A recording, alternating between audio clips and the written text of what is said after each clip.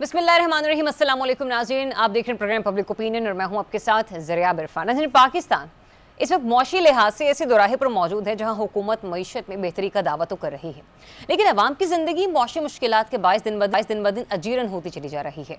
मईशत में बेहतरी के लिए हुकूमत का फोकस सिर्फ और सिर्फ उन अशिया या उन शोबों पर मजीद टैक्सेस लगाना है जो पहले ही टैक्स के बोझ तले दबे हुए हैं, जिसकी वाज़ेह मिसाल पेट्रोलियम मसनूआत हैं। पेट्रोलियम मसनूआत की कीमत इस वक्त आलमी मार्केट में $60 से कम है, लेकिन मुल्क में पेट्रोल की प्राइस बुलंद तरीन सतह पर मौजूद है, जिसकी बड़ी वजह मुख्तलिफ टैक्सेस और लेवीज जैसे कस्टम्स ड्यूटी, पेट्रोलियम लेवी और क्लाइमेट लेवी हैं। रवा माली साल हुकूमत ने पेट्रोलियम लेवी के जरिए 1468 अरब रुपए वसूल करने का तखमीना लगाया है और एक्सपेक्टेशंस अभी भी गवर्नमेंट की ये है कि 4 साल बाद ये वसूलियां बढ़कर 2212 अरब रुपए तक पहुंच जाएंगी। जुलाई ता सितंबर सिर्फ 3 माह में तकरीबन 110 अरब रुपए का इजाफा रिकॉर्ड किया गया, जिससे वाज़ेह ये होता है कि हर लीटर ईंधन पर शहरियों पर टैक्सेस का बोझ किस हद तक भारी है। यही नहीं, हुकूमत का मंसूबा ये भी है कि पेट्रोलियम लेवी को मजीद बढ़ाकर गैस सेक्टर के 1.7 खरब रुपए के सर्कुलर डेट को मरहलावार खत्म किया जाए, जिससे शहरियों के लिए बोझ मजीद बढ़ने का खदशा भी मौजूद है। दूसरी जानिब हम ये देखते हैं कि सिक्योरिटी के महाज पर पाकिस्तान मौक़िफ़ को अब दुनिया के मोतबर तरीन इदारे तस्लीम करने पर मजबूर हैं। अक़वाम मुत्तहिदा की हालिया रिपोर्ट ने अफ़गान तालिबान रजीम के दावे के अफ़गान सरजमीन दहशतगर्दी के लिए इस्तेमाल नहीं हो रही, इसको मुस्तरद किया और वाज़ेह ये किया कि तालिबान कलदम TTP को लॉजिस्टिक ऑपरेशनल मदद फ्राहम करते रहे हैं। रिपोर्ट में TTP को सबसे बड़ा इलाकाई खतरा करार दिया गया और दीगर अस्करियत पसंद ग्रुपों के साथ इसके रवाबित की तरफ भी इशारा किया गया। अब जो UN रिपोर्ट है उसने अफगान तालिबान की मौजूदगी में दहशतगर्द अनासिर की मौजूदगी पर पाकिस्तान के मौक़िफ़ की तायीद की है। अफगान तालिबान के रहनुमा शेख हैबतुल्लाह खुनज़ादा की हिकमत अमली अलकायदा और दाइश से मुशाबे करार दी जा रही है, जबकि अफगान ज़मीन पर अमरीकी छोड़ा हुआ असलहा तालिबान की ताकत का सबसे बड़ा जरिया बताया जा रहा है। उधर मुल्क में अदालती कशमकश भी जारी है, जहां आज इस्लामाबाद हाई कोर्ट के जज जस्टिस तारिक जहांगीरी की डिग्री को जाली करार दिया गया। आज के प्रोग्राम हमारी लेटेस्ट टॉपिक हैं, जिनके ऊपर डिस्कशन के लिए रिजवान रजी साहब और इसारा साहब मेरे साथ मौजूद हैं। रिजवान रजी साहब, यूँ तो मैंने अपने नाज़रीन की रहनुमाई के लिए उन्हें अदाद-ओ-शुमार बिल्कुल उस अंदाज में बताए जैसे कि शायद एक तज्जियाकार या एक सहाफ़ी आकर बता रहा होता है, लेकिन हमारी आवाम जितनी सादा है उसकी समझ से ये चीज़ें बहुत पीछे हैं। वो लोग जो कारोबारी हजरात हैं या कुछ इन अदाद-ओ-शुमार के दाव पेश को जानते सर, वो तो इससे कनेक्ट हो जाएंगे, पर मेरी आपसे गुजारिश ये होगी कि मैं चूँकि आपसे सादा से सादा सवाल रखूँगी तो आपने हमारे नाज़रीन की रहनुमाई के लिए उन्हें ज़रा सादा अल्फाज में बताना है। सर, मुझे ये बता दीजिए कि आलमी मार्केट में तेल की जो कीमत है वो $60 से कम है, लेकिन जो पेट्रोल की कीमत है वो 265 रुपए फी लीटर है पाकिस्तान में, पाकिस्तानी। सर, जब वहां पर आलमी मार्केट में $60 है तो सर हम यहाँ पर 265 रुपए फी लीटर कैसे दे रहे हैं? यहाँ पर आप मुझे ये बता दीजिए कि पाकिस्तानी अवाम को बगैर लेवी के, बगैर किसी टैक्स के 1 लीटर पेट्रोल कितने में मिलता है और वो कितने ज्यादा टैक्सेस इसके ऊपर पे कर रहे हैं? देखिए, अगर हम फिर हिसाब किताब में चले गए कि एक जो होती है बैरल, उसमें 160 लीटर तेल होता है, फिर उसके अंदर मुख्तलिफ किस्म के तेल निकलते हैं, उसमें जहाज का तेल भी निकलता है जिससे हवाई जहाज चलते हैं, डीजल भी निकलता है, तो वो एक कॉम्प्लिकेशन चीज हो जाएगी। हम सादा सी बात रखते हैं। देखिए, जब नवाज शरीफ साहब का दौर था एटमी धमाके वाला, जो उनका हुकूमत थी, मैं उसकी बात कर रहा हूँ, दूसरे दौर की, तो उस वक्त आलमी मंडी के अंदर तेल की कीमत जो थी वो 65 बैरल के ऊपर थी, $65 फी बैरल पे, ये आपने रखना है। जी जी जी, मैं ये नोट करे जा रही हूँ ताकि नाज़रीन को मैं $65 फी बैरल पे थी। और पाकिस्तान में 1 लीटर पेट्रोल की कीमत 65 रुपए थी, ठीक है, और वो उन्होंने कम करके की थी, वो मेरे ख्याल 75 या 85 से वापस लेके गए थे और उन्होंने कम की थी। और ये जो आपने बताया है उस वक्त की अमाउंट, वो उसमें टैक्सेस ऑलरेडी मौजूद थे, सारे टैक्सेस डाल के। अच्छा, उस वक्त डॉलर का रेट था 100 रुपया, अब डॉलर का रेट है 285 रुपए। आप फॉर प्रैक्टिकल पर्पस या कैलकुलेशन से 300 ही समझ लें, ठीक है। तो इसका मतलब है कि डॉलर का पेट्रोल का कीमत जो है आज के दिन में 3 गुना होनी चाहिए। हाँ। तो अगर 65 को 3 से जरब देंगे, 180 रुपए तकरीबन, 195 रुपए बन गई तेल की कीमत, तमाम बमा टैक्सेस टैक्सेस डाल कर बननी चाहिए। लेकिन ये हमें को 250 के राउंड अबाउट मिल रही है। ये जो 50-60 रुपए इजाफी हम हमारी जेब से निकाले जा रहे हैं, उसका जवाब क्या है? मैं तो ये जवाब पूछना चाह रहा हूं कि यार आप दिन ब दिन जो है, एक तो आलमी सतह के ऊपर, मैं इसलिए ये सवाल उठा रहा हूं कि मंडी में खबरें ये है, आलमी मंडी में, कि ये पेट्रोल इसकी कीमतें जो हैं वो बहुत नीचे जाने लगी। अच्छा। यानी आप अंदाजा करें कि हमारे यहाँ ईंधन की जो खपत है, हाँ। वो इतनी कम हुई कि हमने जाके, जो इमरान खान दौर के अंदर LNG के मुआहदे हुए थे, जी जी। हमने जाके हाथ जोड़ के उन्हें कहा कि भाई जन ये मुआहदे मुअत्तल कर लीजिए। अच्छा। हमारे पास खरीदने की सकत ही नहीं है। ठीक है। और अगर हम खरीद लेंगे तो रखने की सकत नहीं है, और अगर रख लेंगे तो इस्तेमाल करने की हमारे यहाँ गुंजाइश ही नहीं बाकी बची। वो हमने मुआहदे जाके मुअत्तल करवाए हैं। इसी तरह दुनिया भर के अंदर ईंधन की जो इस्तेमाल है उसमें कमी आ रही है, क्योंकि महंगा है। तो जब डिमांड कम होती जा रही है और सप्लाई वहीं पे खड़ी हुई है, तो प्राइस कम होनी है।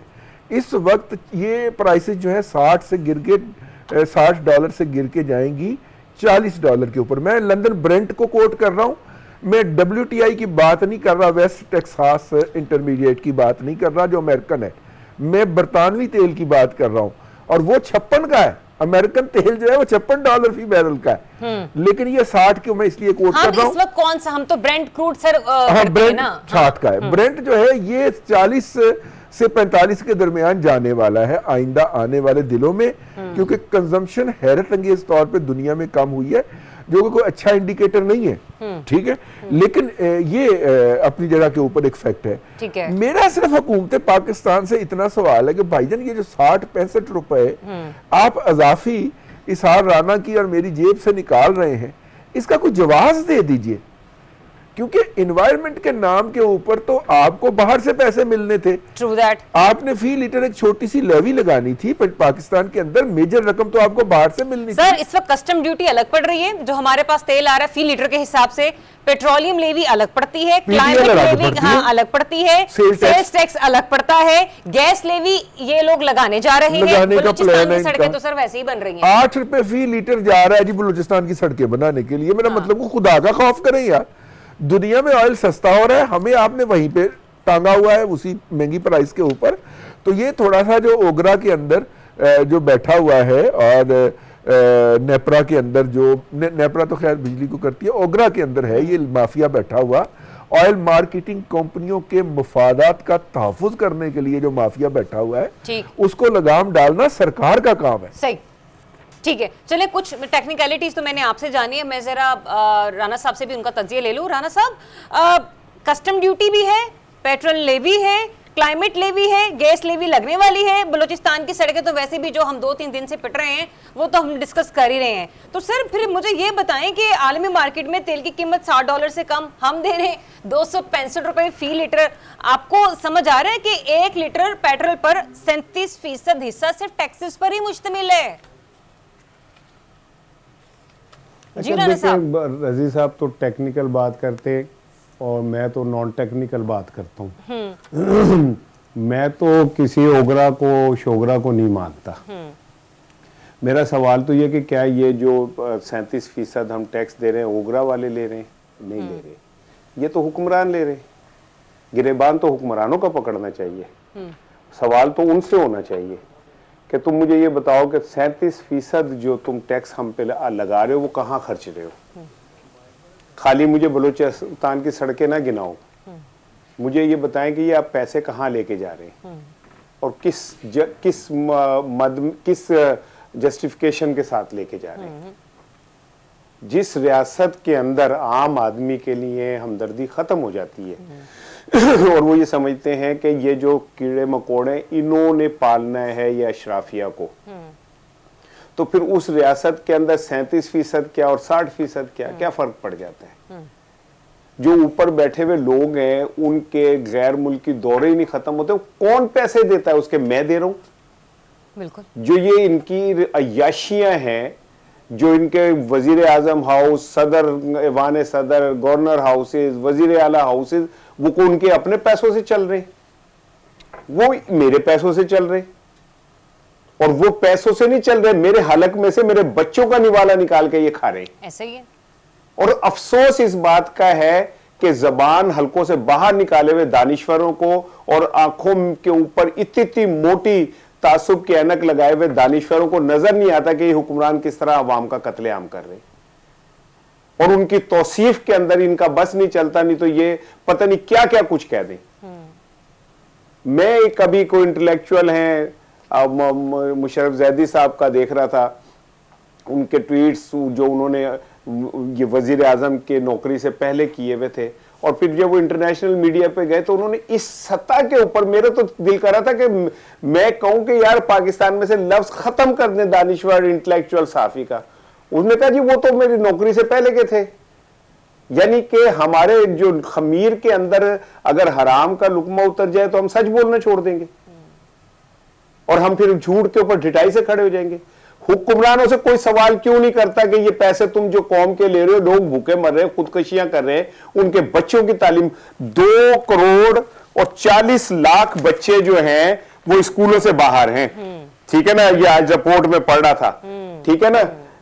तो ये 2 करोड़ 40 लाख बच्चे और 40% पाकिस्तान के बच्चों की नशोनुमा नहीं हो रही। आपने जो बात की ना, ये 2 करोड़ नशोनुमा नहीं हो रही, 40% बच्चों की। मैं अग्री कर रही हूँ राना साहब आपकी हर बात से, मैं 40% बच्चों की, क्योंकि जिन लोगों से हमारा भी निचले तबके से मिलना जुलना होता है, जब हम पूछते हैं ना कि बेटा 5 साल की स्कूल जाती हो, तो वालिदैन कहते हैं कि पैसे नहीं है कि हम इनका स्कूल में दाखिला करवा सकें। ठीक है ना, बच्चे पढ़ने चाहते हैं लेकिन तो उनके घर के वसाइल इजाजत नहीं देते। जरियाब इसलिए कि भाई अगर वो पढ़ेंगे तो इनके कुत्तों की बाहर से इंपोर्ट की भी खुराक कैसे आएगी, जो इन्होंने कुत्ते पाले हुए हैं और उनके लिए इंपोर्ट की भी खुराक बाहर से आती है, वो कैसे आएगी। ये जब कम अंदर मीटिंग कर रहे होते हैं और 2 घंटे पहले इनकी गाड़ी का एसी चलना शुरू हो जाता है कि साहब ने आके बैठना है, ये साहिबा ने आके बैठना है, और इनकी सिक्योरिटी के लिए 60 बंदे होंगे, पूरा शहर जाम हो जाएगा। तो ये पैसे कहां से खर्च, अच्छा, आपने शहर जाम होने की बात की, आपने शहर जाम होने की बात की, मुझे इसके ऊपर से एक सवाल ले लेने दीजिए रजी साहब। चूंकि देखें, एक गरीब तबका है जो कि दादो शुमार का गोरख धंधा नहीं जानता, उसके लिए तो बेचारे के लिए यही इंपॉर्टेंट होती है कि आज जो रेडी पे सामान डाला है वो बिक जाए ताकि मैं घर दिहाड़ी के कुछ पैसे लेके चले जाऊं। लेकिन सर ये जो बड़ा पढ़ा लिखा तबका है जिसमें हमारी ताजर कम्युनिटी आ जाती है, और हम काफी देर से सुन रहे हैं कि ट्रांसपोर्टर्स ने भी एहतजाज करके रखा है। सर उनका एहतजाज तो सिर्फ इस बात पर है ना कि आप भारी भरकम जुर्माने कर रहे हैं। सर हाँ, आप हमें क्यों पूछ रहे हैं?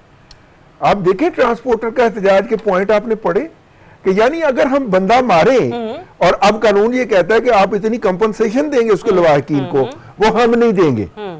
कराची के अंदर टैंकरों के अंदर रोजाना बंदे मारे जा रहे हैं और उनका कोई चलान नहीं, ई चलान नहीं होता उन टैंकरों का। ई चलान होता है मेरे जैसे वहां पे शख्स जो मोटरसाइकिल पे गाड़ी पे निकलता है, डंपर का चलान ही नहीं होता। और डंपर का केस जो है वो सिंध हुकूमत प्लीड कर रही है, आप अंदाजा फरमाइए उनका, ठीक है। और मैं ये देख रहा था कि वो जलसे के लिए भी कुछ रकम, कोई 4 करोड़ 9,30,000 रुपया जारी हुई है। कौन सा जलसा सर? वो जो पेशावर का जलसा हुआ था, अच्छा, उसके लिए कुछ सर्कुलर घूम रहा है, पता नहीं वो जायज वो असली है या नकली है, लेकिन वो घूम रहा है। तो आप पूछ रहे थे ना पैसे कहाँ पे जाते हैं, वो पैसे यहाँ पे जाते हैं। मुझे याद आ गया मुशर्रफ जैदी साहब के बारे में आपने जो फरमाया है, इसार राना साहब, इमरान खान साहब पे किसी ने एक आने का एहसान भी किया हो और खान साहब और उनके मुतासरीन उसको जलील ना करें, ये हो नहीं सकता। क्योंकि मुशर्रफ जैदी साहब पहले इश्क इमरान में थोड़े बहुत थे, तो उनके हक में ट्वीट्स भी किया करते थे। तो अब आप उस बुनियाद के ऊपर तो उनको जलील ना करें यार, को खुदा का खौफ करें, ऐसे ना करें। वापस आए आज के मौजू के ऊपर। सर मैं इसी पे बात करूं कि जब ताजिर हजरात, जब ताजिर कम्युनिटी एहतजाज करती है तो उनको उस सब पेट्रोल की प्राइस नजर नहीं आती, उनको नहीं पता कि पेट्रोल के ऊपर कितना कितना टैक्स दिया जा रहा है। चूंकि अब उनके ऊपर भारी जुर्माने लगे हैं तो उनकी चीखें निकल रही हैं। मेरा तो सादा सा सवाल ये है। बिल्कुल। अच्छा देखिए, बात ये है कि ये हमें ये ताजिर बताते हैं, हमें ये इसार राना जैसे इंटेलेक्चुअल बताते हैं कि पेट्रोल जो है वो बेसिक चीज है, पेट्रोल महंगा होगा तो सारी चीजें एग्जैक्टली हर चीज के ऊपर उसके साथ महंगी हो जाएगी। पेट्रोल महंगा होगा तो सारी चीजें महंगी हो जाएगी। और आप एक प्लानिंग के तहत, कभी हमें कहते हैं कि IMF की कंडीशनैलिटीज हैं जी, हम पेट्रोल सस्ता नहीं कर सकते। कभी आप कहते हैं जी इसमें हमने एनवायरनमेंट का टैक्स लगा दिया जी, पेट्रोल सस्ता नहीं हो सकता। कभी कहते हैं जी बलूचिस्तान की सड़कें बनानी है, वो 8 रुपए लीटर हम आपको रिलीफ नहीं दे सकते। भाई आप बुनियादी महंगाई को नीचे आने ही नहीं दे रहे। आम बंदे की जिंदगी के अंदर कोई सुख का सांस तब आएगा कि जब ये वाली जो होंगी, ये जो तमाम महंगाई की मां है, उसको आप कम होने देंगे तो महंगाई कम होगी, आम बंदे की जिंदगी में थोड़ी सी आसानी आएगी। तो खुदारा अगर आलमी मंडी के अंदर एक सस्ती चीज मेरे बच्चों के लिए दस्तयाब है तो उसे सस्ता उस तक ट्रांसफर कर दीजिए, तो बड़ी मेहरबानी होगी। राना साहब, अवाम के पास क्या ऑप्शन है? मुझे तो ये समझ नहीं आ रही, क्योंकि आज तक जो कुछ भी हुआ है उसके ऊपर हमने देखा है अवाम से सख्ती रहती है, बिलकती रहती है, लेकिन जाहिर सी बात है वो फिर वो बोझ भी बर्दाश्त करती है जो हुकूमत उसके ऊपर डालती है। तो आप फिर तैयार है और फिर अवाम तैयार है कि जब 1.7 खरब रुपए की मद में गैस के सेक्टर के सर्कुलर डेट को मरहलावार खत्म करने के लिए फिर से पेट्रोलियम की प्राइस जो है वो इंक्रीज की जाएगी और लेवी बढ़ाई जाएगी? What option we have? एक तो रजी भाई का बहुत शुक्रिया, मैं जिस शख्स पे तनकीद करता हूँ ये उसके दिफा के लिए आ जाते हैं। इससे अच्छा, इनसे अच्छा खुदाई फौजदार उन्हें किसी को नहीं मिल सकता। दूसरी बात ये कि जब मैं ये कहता हूँ कि करप्ट हुक्मरान, तो पता नहीं ये क्यों समझते हैं कि मैं सिर्फ पंजाब और विफाक का नाम ले रहा हूँ, वो फटाफट KPK का नाम ले लेते। इनका ध्यान पता नहीं उधर क्यों चला जाता है। मैं एक जनरल बात कर रहा होता हूँ और उसमें सबको शामिल कर रहा होता हूँ। रजी साहब, तुसी KPK का नाना लिया करो। आप लोग ऐसे समझते हैं जैसे जब मैं करप्ट कहता हूँ तो आपका ध्यान इधर ही चला जाता है कि यही लोग ने सिर्फ। तीसरी बात आपने मुझसे जो सवाल पूछा है, वो मुझसे सवाल आपने पूछा है कि जनाब अवाम क्या करे? अवाम कुछ ना करें, आराम से मरते रहें, इंतहाई सादगी के साथ और बड़े आराम के साथ फौत हो जाए। स्लो पॉइजनिंग इनके पास बेहतरीन ऑप्शन है, इससे अच्छी ऑप्शन इन्हें नहीं मिल सकती, क्योंकि है जुर्म ज़ईफ़ी की सज़ा मर्ग मुफाजात।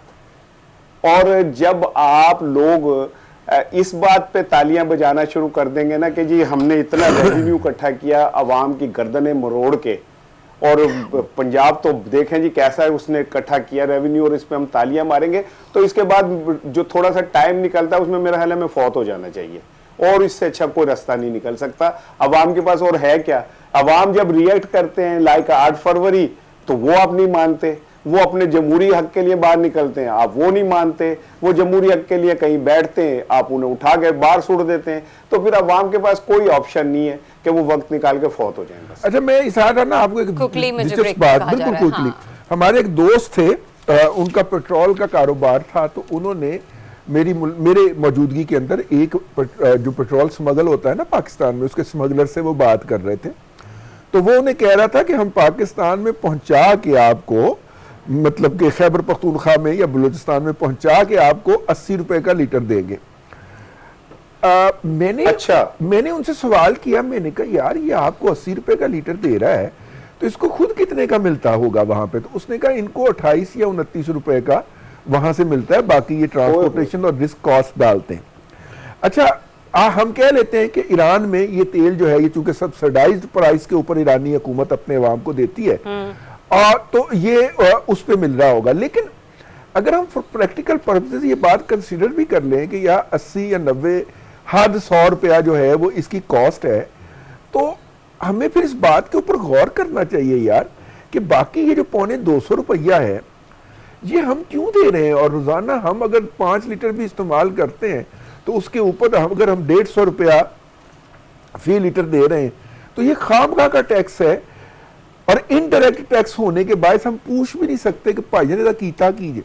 रजी साहब, चले मैं चूंकि सेगमेंट को क्लोज करने जा रही हूँ, मैं आप ही से एक सादा सा सवाल ले लेती हूँ। सर, आपने कहा ना कि हम पूछ भी नहीं सकते। सर, हम पूछते हैं तो जवाब मिलता नहीं है, फिर जब हम कराहते हुए अपने घरों से बाहर निकलते हैं, एहतजाज करते हैं, तो डंडे सोटे मार के अंदर भेज दिया जाता है, पानी मार के जी। और बिल्कुल एक अजम्पशन, एक ऑब्जर्वेशन जो गवर्नमेंट की है कि जो एहतजाज के लिए बाहर निकल रहा है अपने हुकूक के लिए, उसका बिल वास्ता या बिला वास्ता किसी एक सियासी जमात के साथ ताल्लुक जोड़ दिया जाता है। सर, हम सब पाकिस्तानी मेरा मतलब है कि ये रवैये, हम ये सवाल उठा रहे हैं, हुकूमत के वजीर पेट्रोलियम इन सवालात के जवाब दें, हमें ना दें, प्रेस कॉन्फ्रेंस करके दें, बिल्कुल, लेकिन कौम को बताएं, वो जवाब दें। पार्लियामेंट मौजूद है, पार्लियामेंट में जो पार्लियामेंटेरियन हैं जो हर सेशन का हमसे कौम के खजाने से लाखों करोड़ों रुपया वसूल करते हैं, वो पूछे वहां पे कि भाईजान ये हो क्या रहा है, ये 2 नंबर ये हो क्या रही है। चले रजी साहब, आपने, मैंने, राना साहब ने अवाम की नुमाई की, बल्कि बताया हमारा खून किस किस अंदाज में चूसा जा रहा है, ठीक है ना, ये भी हमने सामने रख दिया है। लेट्स सी कि हुकूमत क्या वाकई इसके ऊपर अपनी चुप्पी का रोजा तोड़ती भी है, कुछ बताती भी है कि इतनी पैसे जो डकार रही है वो पैसे जा कहाँ रहे हैं। हम सब आपके जवाब के मुंतजर हैं। ब्रेक लेते हैं, ब्रेक के बाद आपको फिर से ज्वाइन करेंगे। Stay tuned. Welcome back once again. नाज़रीन, हाल ही में अक़वाम मुत्तहिदा की सलामती काउंसिल ने एक ताज़ा तरीन रिपोर्ट को जारी किया है, जिसमें उन्होंने तालिबान का अफगान सरजमीन दहशतगर्दी के लिए इस्तेमाल ना होने का दावा मुस्तरद कर दिया है। रिपोर्ट ये भी बता रही है कि अफगान तालिबान कदम टीटीपी को लॉजिस्टिक और ऑपरेशनल मदद देते रहे हैं।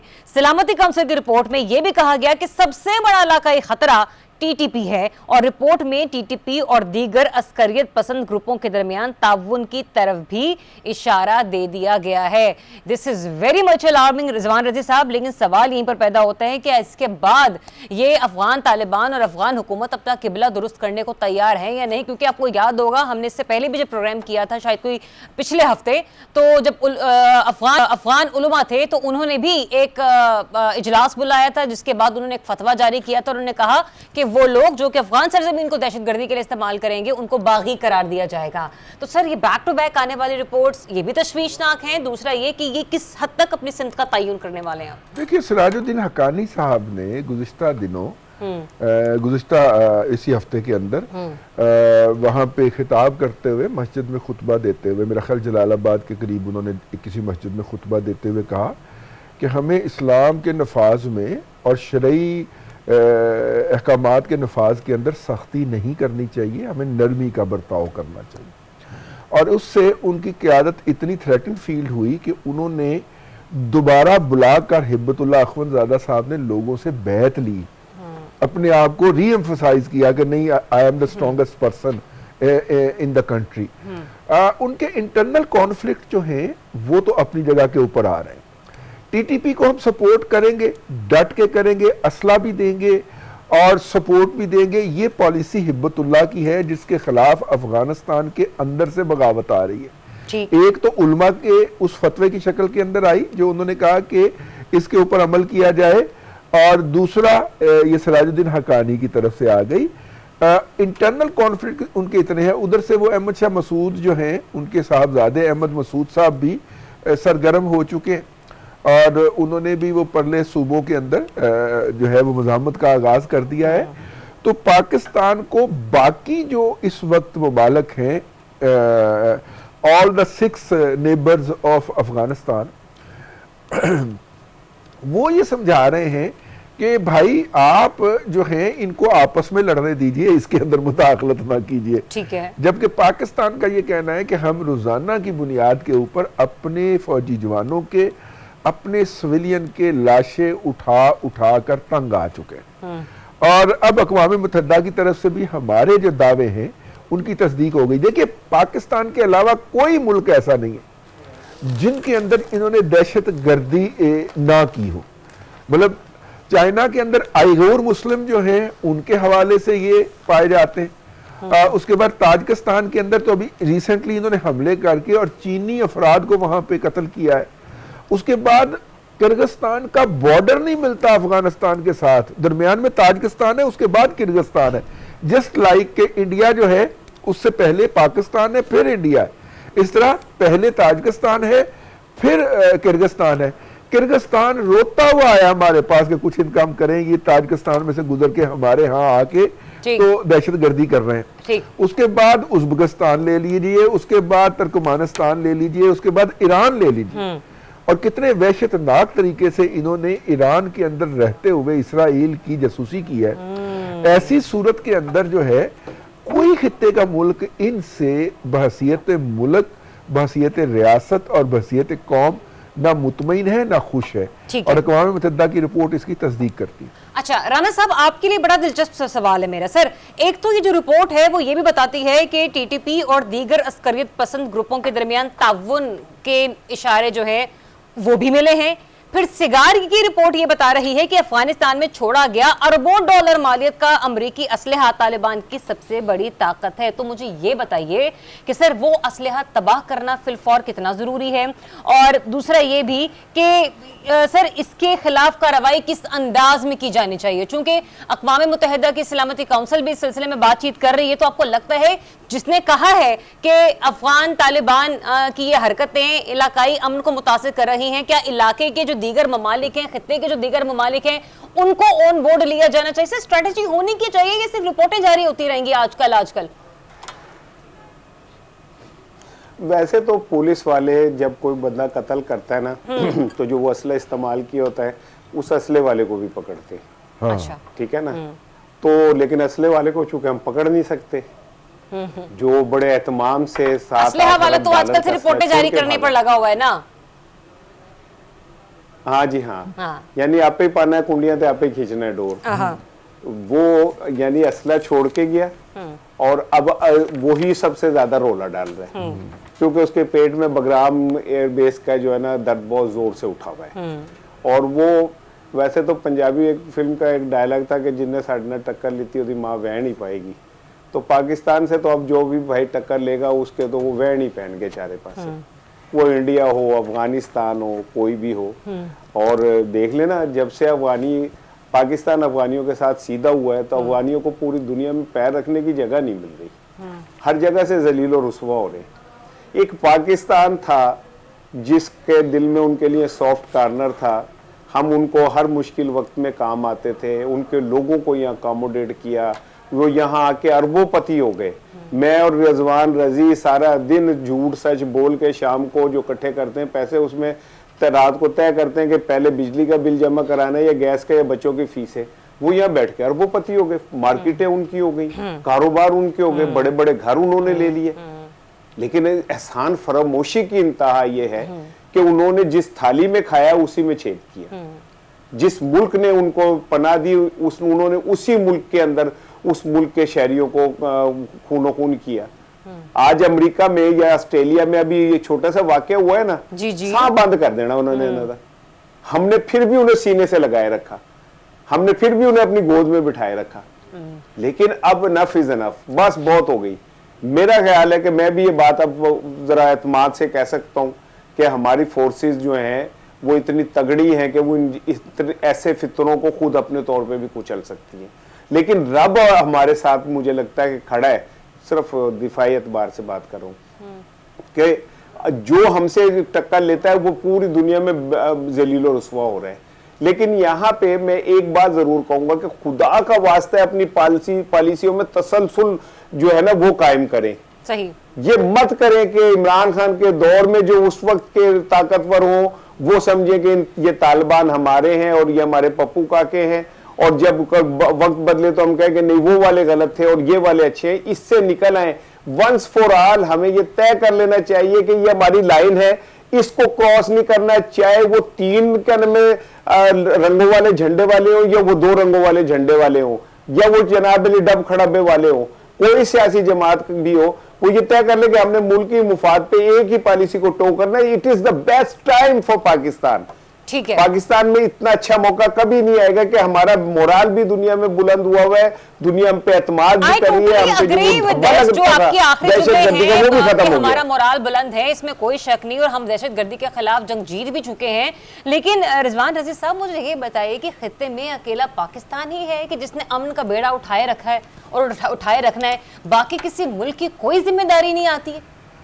देखिए नुकसान भी हम बर्दाश्त करें, रिटेलिएट भी हम करें, ठीक है ना, और मतलब और हमारे खिलाफ साजिश हमारे सारे भाई मिलके करें ना। अब देखिए, अब पाकिस्तान के खिलाफ जो भी अफगानिस्तान से साजिश हो रही है उसके अंदर हमारे 2 अरब मालिक भाइयों का हाथ है। मुझे ये कहने की इजाजत दीजिए, बड़ी गुस्ताखी, बड़ी माजरत के साथ अर्ज कर रहा हूं कि जो घिनौना किरदार अफगानिस्तान के इशू के ऊपर कतर ने अदा किया है और उसका टीवी चैनल अल जजीरा अदा कर रहा है, जो करीह किस्म का और कराहतन अंगेज किरदार वो अदा कर रहा है, सहाफत के तमाम तर असूलों को बालाए ताक रख के वो जिस तरह पाकिस्तान के मुतल्लिक एक पार्टी बीजेपी का स्पोक्स पर्सन बना हुआ है, मेरा ख्याल है और बीजेपी इस वक्त अफगान तालिबान को बहुत प्यारी लगती है और अफगान तालिबान उनको बहुत प्यारे लगते हैं।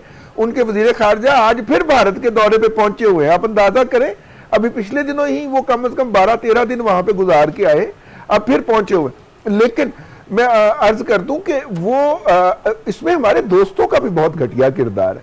सर उनका इंडिविजुअली है या वो यूज किए जा रहे हैं कहीं नहीं से? नहीं, देखिए अगर यूज करने की बात है तो आप ये तो कह सकते हैं कि कतर जो है वो अमेरिका की प्रॉक्सी है। हाँ। यानी उसने पूरी क़यादत मरवा दी, शहीद करवा दी फलस्तीनियों की। गालिबन फजाई बेड़े भी वहीं पर मौजूद और हैं अमेरिका के। हमें तक उन्होंने इसकी मजम्मत नहीं करने दी। हम मजम्मत करने गए थे, उनके घर अफसोस करने गए थे कि आपके ऊपर हमला हुआ है, हम इसकी मजम्मत करते हैं। उन्होंने कहा हम आपकी मजम्मत कबूल ही नहीं करते। वो इतने बड़े पिट्ठू हैं, वो खुदा को माने या ना माने, अमेरिका को अपना खुदा मानते हैं। उन्होंने, यानी आप उनसे अंदाजा करें, वो इतने बहादुर लोग हैं कतर वाले, उन्होंने हमारी मजम्मत कबूल नहीं की, हम जो इसराइल की करने गए थे। अब वो अफगानियों को खड़ा किए हुए, पहले उन्होंने अपने घर में बुला के दोहा में मुज़ाकरात करवाए। उसके अंदर हमने कहा कि जी हम इतने मुतासब किस्म के मीडिएटर के सामने बैठ के मुज़ाकरात नहीं करेंगे। फिर तुर्की उसमें आया, वो इस्तांबुल ले गया और इस्तांबुल के अंदर भी ये सारा कुछ करते रहे। इन्होंने हमारे हाथ पांव जोड़ के, हमारे सामने हाथ पांव जोड़ के हमें अफगानिस्तान पे हमले से बाज किया। अब दूसरों को भी कह रहे हैं कि पाकिस्तान पे दबाव डालें। और ये बुनियादी तौर पे ये अफगानिस्तान के अंदर अगर दहशत गर्दों को बचाने का काम किसी मुल्क ने किया है तो वो कतर है। और अमरीकी जो है वो हमसे फौज चाहते हैं ताकि हम फलस्तीनियों में हमास को डिसार्म करने के लिए पाक फौज भेजें। हम नहीं भेजेंगे, हम इनकार कर चुके हैं। और हम नहीं हैं तो बहुत सारे अरब ममालिक भी हट रहे हैं। रॉयटर की की खबर पढ़ लीजिए, अगर आप उनकी सुरंगें तबाह करना चाहते हैं, हम इसमें हिस्सेदार नहीं तो हैं। राणा साहब बहुत ही सादा सा सवाल है मेरा, क्योंकि जाहिर सी बात है सिविल गवर्नमेंट का वैसे तो अमेरिका डोनाल्ड ट्रंप के साथ कोई 1-on-1 इतना कनेक्शन है नहीं। अगर कोई ये ना करने की जरूरत दिखा सकता है तो वो तो फील्ड मार्शल साहब ही हैं। सो हाउ डू यू से दिस इन अपकमिंग डेज? देखें, अगले 24 या 48 घंटों में ऐसी एक बात चल रही है कि कोई बड़ी मुलाकात भी होने जी यकीनन ऐसा ही है। तो बहुत सारी चीज़ें जो रुकी हुई हैं उनके भी चीज़ें क्लियरिटी के साथ सामने आ जाएंगी और पता चल जाएगा सारा कुछ। लेकिन ये तय है कि अगर न्यू वर्ल्ड ऑर्डर के तहत इंटरनेशनल इस्टेब्लिशमेंट ये तय कर चुकी है कि वहाँ अमन फोर्सेस जाएंगी और किसकी कितनी वो होगी, तो फिर हम उससे भाग नहीं सकते। सर हम इनकार नहीं राणा साहब, मैं फिर दोबारा आपसे पूछना चाहूंगी। आपने कहा ना कि हम नहीं भाग सकते, इंडिविजुअली भागना हमारे लिए मुश्किल होगा, लेकिन अगर दीगर अरब ममालिक भी जो इसके गारंटियर थे मुआहदे के, सर वो भी अगर पीछे हट जाते हैं तो आपको लगता है कि सूरत हाल आसान होगी पाकिस्तान समेत दीगर मुस्लिम ममालिक के लिए भी? हमसे मुराद ये है कि हम भी तो किसी एक के साथ जुड़े हुए हैं ना। ठीक है। और इंटरनेशनल इस्टेब्लिशमेंट खाली अमेरिका तो नहीं है। सही। इसमें बहुत सारे और भी फैक्टर्स हैं। सही। तो अगर वो ये सारा कुछ करते हैं, देखे ना, वैसे वो क्या कहते हैं, ट्रंप जो है वो एलानिया कहता है कि मैं यहूदियों के साथ खड़ा हूँ। उसकी बहुत सारी चीज़ें मैं देख रहा था और वो जियो उसको लॉबी को प्रेस कर रहा था। और हम ये कहते हैं कि ये हमारा अजीम रहनुमा है और ये दुनिया को अमन की तरफ लेके जा रहा है और इसे अमन अवार्ड भी मिलना चाहिए और इसकी क़यादत में दुनिया तरक्की करेगी।